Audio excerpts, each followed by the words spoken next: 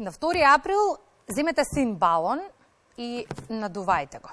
При тоа објаснете му на вашето дете било да е со типичен или атипичен развој, дека синиот балон е уникатен, но многу голем гест и дека со тоа ги поддржувате лицата со аутизам.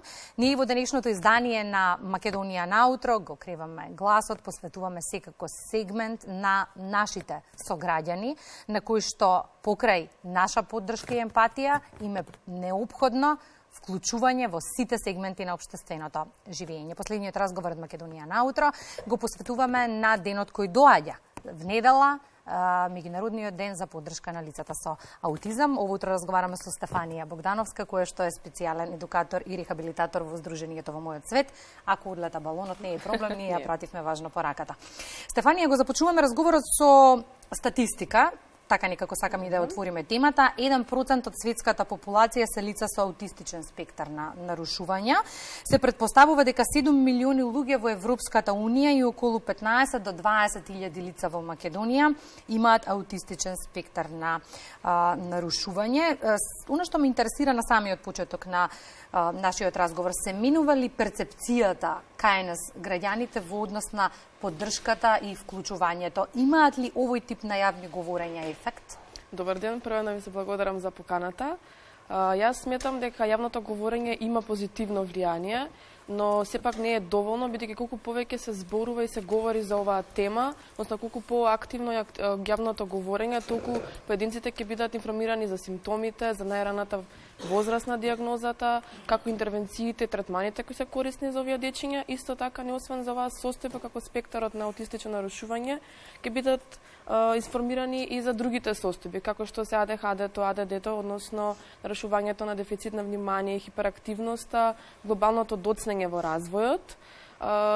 За разлика од порано и сега, што би направила како разлика од влијанието од јавното говорење, има поголема свест и во самите училишта и во градинки, каде што се знае што представува оствари спектрот на аутистично нарушување, кои се нивните потреби, како да се задоволат, што повеќе наставнички се информирани, каде што се учесуваат и образовни асистенти, уствари за да се добие целокупниот најдобар потенцијал кај секојот овие детенца. Но животот и функционирањето на лицата со попречености и нивните семејства во нашето општество е се уште сериозен предизвик. Како изгледа тоа во пракса, имајќи предвид дека имате контакт со нив секојдневно? Представа потешкотија, почнувајќи од тоа во нашата околина во која што живееме, они да живеат како една личност со спектар на аутистично нарушување, треба да се навикнати на промените, тие се многу се вознемируваат на мали промени, обично следат исти рутини, потоа на однесувањето на луѓето, а најглавниот дел е да се прифатат, да бидат прифатени и свесноста од општеството, каде што бидејќи секој заслужува љубов и поддршка без разлика на кој начин. Значи, со овие другите предизвици кои што би ги истакнала се некои од нив што имаат и сензорни нарушувања. Дали тоа ќе бидат адаптивно, визуелно, тактилно, односно вознемирени со преголема бучава, штетат некои флуоресцентни бои, се вознемируваат на различни драпсдви и со ова треба да дадеме усвари свесност дека треба да им се обезбедат соодветни реквизити каде што ќе се намали таа цела преодвладена вознемиреност. Со сите овие предизвици како личност во нашето општество во Македонија, мислам дека не е доволно прилагодено, почнувајќи тоа како понатаму во после адолесцентниот живот, почнувајќи од обезбедување на транспортот за нив, бидејќи имаме за лицата кои што се инвалидска количка со поголеми дефицитети, но, например, извршување на тие административни работи, како тие основи, обезбедувањето на работа, поголемата финансиска поддршка, мислам дека се уште не е доволно прилагодена. Спомена во најавата дека работите во Сдруженијето Во мојот свет, години назад сте фокусирани на поддршка и на дечињата, но и на нивните семејства. Колку функционирањето на овие здруженија во голема мера го олеснуваат животот на семејствата? Мислам, секое здружение дава се најдобро од се. Ние како здружение Во мојот свет обезбедуваме рана интервенција и рана детекција, односно тоа е интервенција на детето од најмала возраст, почнувајќи од 1,5 година, бидејќи сметам дека е многу подобро да се почнат, колку е подобро да се почне од најмала возраст, се постигнуваат поголеми резултати, од причина што целите кои што треба да ги постигне во развојот се помали, за разлика од поголема возраст, кај што се покомплексни. Например, еве ќе ја земам фината моторика. На почетокот детето има развојот на пинцета, фат, манипулацијата со предмети, додека понатаму како што се расте и расте, имаме покомплексни, тука веќе доаѓа графомоториката, развојот на пишувањето, на цртањето, сечењето, како и за развојот на говорот. На почетокот имаме имитација на ономатопејата, како животните имитација на звуци, па баблингот се јавува се до раскажувањето и добивањето на проширени реченици. Мислам дека последниве години, коригирајте ме ако грешам, се повеќе и се погласно се говори на оваа тема, но колку тука гласно говорат и семејствата кои што се дел од оваа приказна, за да можеме да правиме промени, треба да се слуша нивниот глас, треба да се слуша нивната приказна како порака и пример за тоа што сакаме да промениме. Говорат ли семејствата гласно или се уште во нивниот свет се стигматизира оваа тема? Зависно од мислам од карактерот на човекот, да.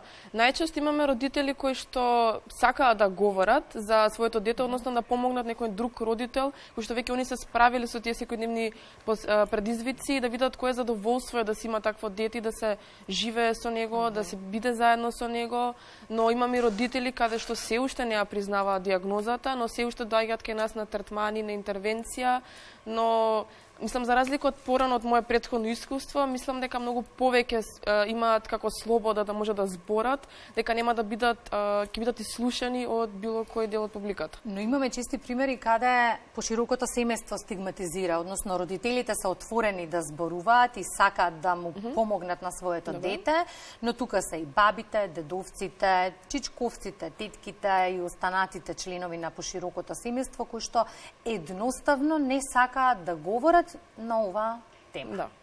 Најчесто мислам дека барем ке нашата работа до сега во искуство, бабите и дедовците, односно и поширокиот круг на семејство, многу послободни се, уствари да даваат многу поголема поддршка кон децата, бидејќи они се викаат дури не ми е битна диагнозата на детето, битна ми е само уствари детето да го постигне најдобриот резултат и да живее како една индивидуа во нашето општество, да се осеќа прифатено, сигурно. Дури со самото тоа им даваат како една поддршка на родителите, затоа што сепак разбирам дека е тешко да се прифати на почетокот кога ќе се дознае, но сепак тоа се неколку моменти, но треба да се прифатиме дека тоа е наше дете и дека колку повеќе уствари поширокиот круг на семејство, например, ги користи истите работи кои што ги користиме третмани и интервенции во текот на денот, ги се повторува во текот на во домот и кај баба и дедо. Исто толку подобри се и резултатите. Споминавме функционирањето во неколку наврати. Овие здруженија се добри затоа што нудат соодветни третмани, помош и поддршка, меѓутоа оно што им е важно на семејствата е во целокупното секојдневно живење да бидат вклучени како и сите. И сега има позитивни предвижувања, ги споменавте и вие, и во градинките, и во училиштата, но што велат еве семејствата, што им е најнеопходно во моментов? Кои се тие промени на кои што треба да работиме и за кои треба гласно да говориме? Јас сметам дека најсоодветни промени, односно поддршка и помош за нив ќе биде уствари функционирањето на секојдневниот живот, односно да им се обезбеди како можеби институции за живење доколку детето не е доволно самостојно за да може да ги извршува, бидејќи повеќето од нив секогаш имаат поддршка од некој член од семејството.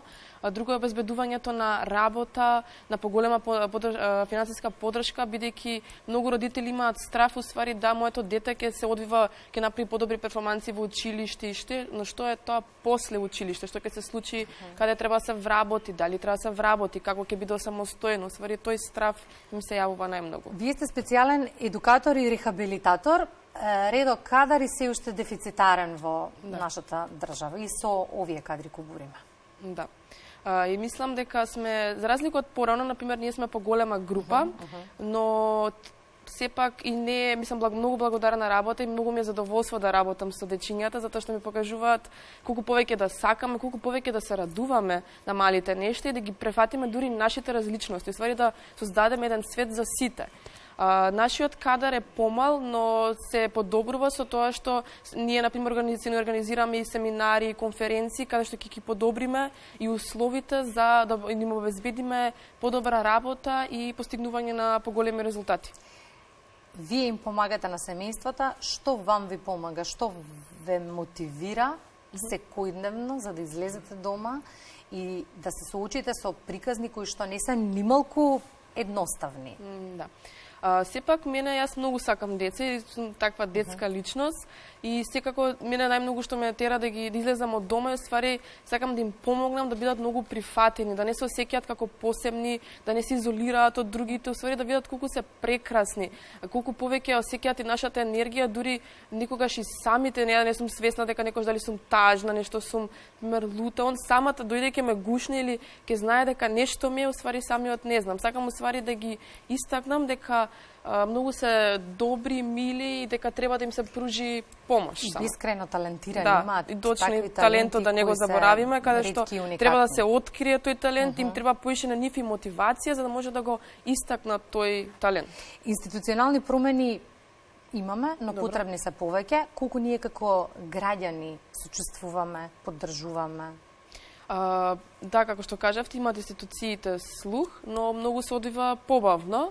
Како што расти бројот на децата со спектар на аутистично нарушување, имаме доста послушност и подобро може да функционираат и во училиштата, каде во градинките, ги носат и на третмани и се, но како што кажав, функционирањето во секојдневниот живот им представува многу поголема потешкотија, како и сензорните нарушувања и треба уствари да им ја дадеме таа најпотребна поддршка. Затоа го и отвараме оваа тема. Со какви активности ќе се одбележи денот, што организирате? Моментално организираме работилница каде што обезбедуваме ликовна секција, интерактивни игри, но не само во текот на денот и на месецот април, ние постојано во текот на целата година организираме многу бројни музички настани, ликовни секции, интерактивни игри, тука може да се јават, како што кажав, и семинарите и конференциите, уствари да добијат таа многу потребна дружба и присуство, да не се осеќаат сами.